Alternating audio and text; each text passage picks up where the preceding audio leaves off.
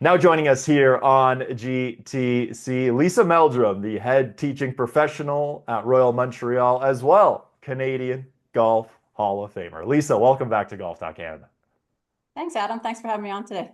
It's great to see you again. Now, we're a couple of weeks out now from the President's Cup. It was a couple of weeks ago. As you reflect and look back, how cool was that experience? It was very cool. I mean, for me, I was fortunate to be part of the President's Cup in 2007 when Royal Montreal hosted it. So to be part of it this year and just to see all the work that's been put in over the last couple of years and the build up just behind the scenes of everything that goes on into putting something like this together. I mean, it was just, I think, the biggest President's Cup in history. And it was just such a huge event and just on the world stage. And it was really, I think, for me, just watching it from start to finish, how it's transpired. And then obviously the aftermath now, a couple weeks later, and watching them just tear down the structures and things like that. So very, very proud of Royal Montreal and just the city and the community and the country. Like everybody came together and the leadership there was great. And it turned out to be just a fantastic event and a lot of great energy. And again, really fortunate to have been part of it. And Royal Montreal, I think, you know, showed really just amazing on TV. And if you had a chance to be here in person, I think you would have seen what a great event it was. It was a special event for sure. And the internationals, well, they made it close on this Sunday, couldn't quite get it done, but it was an awesome event overall. Now, Royal Montreal, the blue course, is the 10th ranked private course on our Bushnell top 50 course rankings. Lisa, you've been there for quite some time. In your mind, what makes the blue course such a great golf course? Yeah, I just think from start to finish, you have some holes that are you can get at the front. I think you saw that with some of the low scores during the President's Cup, but for the average member, it's a very challenging golf course, and the greens are very surrounded, very well bunkered, and it's just a great track from start to finish. And I think the players, I know the rough was really challenging during the President's Cup, but one thing that I noticed just from watching up close all week was just how fantastic their short games are. They're just such world-class players, but to see them inside the ropes and what they do around the greens is really something special to watch. And I hope people take something from watching that. But the blue course has always been our championship course, to be ranked number 10 in the country, private clubs. I mean, that's fantastic. And, hopefully we just keep creeping up there, but it's a great overall facility. We have 45 holes, and our red course is also a great course. But the blue course is always so fun to play. I actually had an opportunity to play it yesterday for the first time after the President's Cup, and the rough was still pretty long and the greens were still pretty slick. And it was really neat to go out there and play it after the guys just went out and had some fun with it.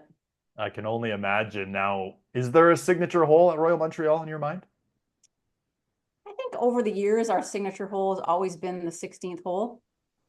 We've had some renovations that have happened in the past and some different varieties, but for us, that back stretch between by the time you hit the 14th tee till you get to 18. So for me, I would say probably 16 tee is our signature hole. But that whole back nine is a great track, and even there's some good little holes on the front nine too. So I think overall, it's just a really fun course to play from start to finish, and it's a great challenge. It certainly is a great challenge for sure. I really enjoyed watching it on TV and then being there as well on location. A great golf course for sure. Now, you're the head teaching professional at Royal Montreal. How long have you had that role? I've been there for 8 years, so I'm just finishing up my eighth season there.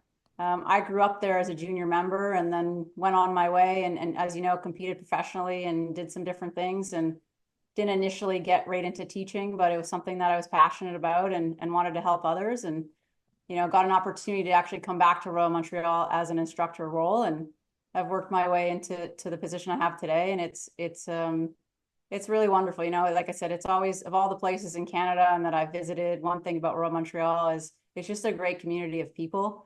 And the atmosphere of membership and, if you're at a club, I mean, you'll know that the people that are responsible for being there every day are what make a place special. And, I feel very privileged and fortunate to be part of such an amazing place.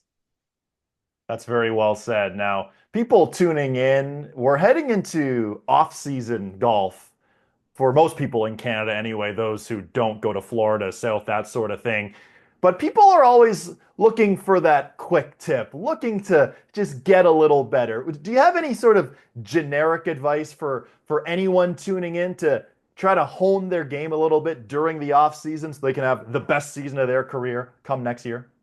Absolutely. I would say for me on the instruction side, and I really encourage a lot of my students to come see me more so in the winter. I mean, I love spending time with them in the summer. That's the main role.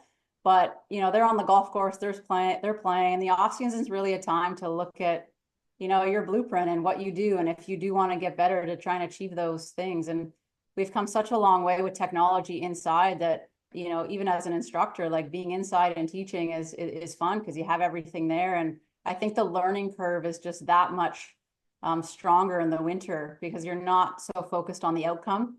And so, I think the average person is more willing to dedicate a little bit of time if you can get over the fact that you just got to grab your clubs and walk through a little bit of snow to get to where you want to go.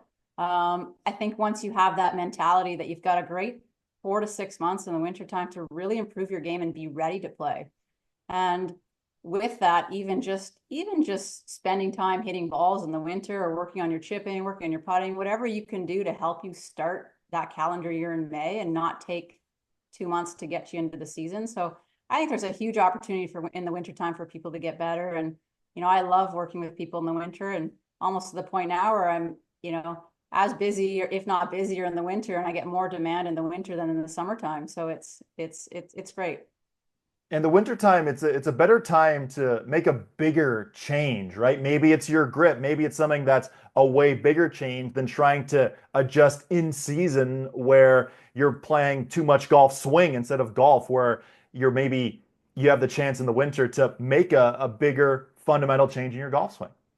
Well, that's it. I mean, we're always trying to keep things as simple as we can, and depending on the level of player that I'm working with anyway. I mean, there's a time and place for everything, and sometimes July 15th is not the best time to approach someone and say, hey, we got to change your grip. It's going to take you. So I think what makes a good coach and a good instructor too is just understanding when the right time is to introduce different things for whatever plan that you have, and making sure that the student is comfortable in receiving the information and it's the right time. But there's an opportunity for it, and oftentimes people think that getting better you're going to be terrible for 2 years, but it's just not the case. Like we're there to help you. Like I'm there to help people get better, right? So we have to find the way that's going to do that, and whatever time that is. And if it's in the winter, then even better. That's for sure. Now I might have to reach out to you off camera here, as I always try to make changes, as I'm sure a lot of people tuning into this interview are always trying to get better. But the last time we had you on the show, Lisa, was right after you received the phone call to be inducted into the Canadian Golf Hall of Fame. We're almost a year away from that now, or that happened about a year ago, I should say. As you reflect on that, just how special was that whole thing? It's been incredible. I mean, it started with the Quebec Golf Hall of Fame and then right into the Canadian Golf Hall of Fame. And we just had a wonderful ceremony in Toronto at the RBC Canadian Open up in Hamilton. And, on the heels of that, I was able to come back to Royal Montreal and celebrate, and also celebrate with my family. And it's really given me a chance to reflect on my career as a whole. And, oftentimes people will look at me and they say, you're in the Canadian Golf Hall of Fame. Like, I'm not, I guess, the typical age of potentially someone that might be in there. So I'm currently 42, but I had some really good success with my amateur career and once I turned pro. And I think sometimes as life goes on, I really believe we live in different chapters of our life, and it's easy to kind of forget about some of the things that you did because it was a long time ago. But I think I've continued in the sport, and I've continued to try and help people get better. I'm very passionate about the sport, and it's just been really very special. I've had so many people reach out to me and congratulate me, and to be part of such an esteemed group of people in this country, it's really something special. And I'm really proud of it. And it took a lot to get there, and I had a lot of people around me, but it's been super fun. Like it's been a fantastic year, and just to kind of reminisce and have the President's Cup this week, just kind of accumulated into just a really fantastic year ahead That's overall, I very would well say. said. Now, with the Canadian Golf Hall of Fame, I understand you received a ring as well. Tell us about that, and show it if you can. I did, yeah. I brought it out today just in case, but this year was, every year the Hall of Fame, we get a pin and we get some different things. And I didn't know what to expect when I was down there, but it was the first year that they've initiated a new tradition. And so I'm the first person to have received this, which they presented with me with a championship ring, which was really, really, really fantastic. So I'll try and show it to you here if you can, Yeah. but you can kind of see it a little bit, but it's really special because I guess at this point I'm the only one who kind of has it. And but what it is it has my name on it. It has the year the Canadian Golf Hall of Fame was established in 1971. It has and 6 diamonds on it for the 6 founders of the Canadian Golf Hall of Fame. So very special. I mean, I feel very special that I'm the only one who have received this. So just a little behind the scenes on the Tuesday at the ceremony, there was some other Canadian Golf Hall of Fame members in attendance, and they started chirping a little bit. I don't think they were too happy that I was the first one to have this. So hopefully it's a tradition that continues, and just another thing that you know just made it that much more special that week, and just being part of just a great group. Well, it's a remarkable accomplishment. It's been a great year for you too, Lisa, and all things Royal Montreal. It certainly showcased well for the President's Cup a couple of weeks ago.